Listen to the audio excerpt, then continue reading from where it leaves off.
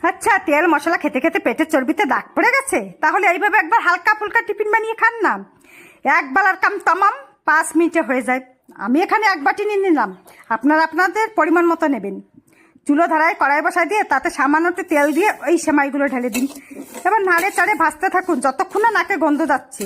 ও, নাকে গন্ধ যাচ্ছে তো এক্ষুনি ঢালি নিন।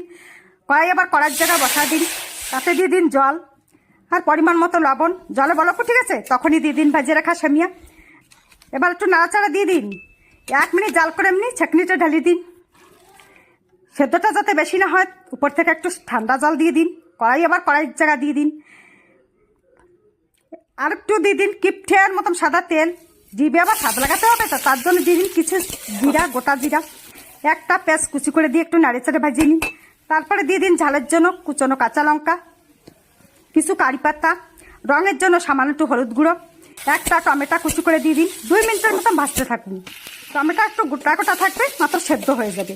তারপরে দিয়ে দিন সেদ্ধ করে রাখা সেমাই। এবার ভাজতে থাকুন যতক্ষণ না সেমার গা দিয়ে জল শুকায় গেছে তখনই দিয়ে দিন লবণ। আর একটু নাড়ি চাড়ে ভাজে নিন। ঠিক এই কায়দার হলেই নামাই নিন। এবার থালে ঢালুন আর ঘপা ঘপ খান, ভীষণই টেস্টি পান।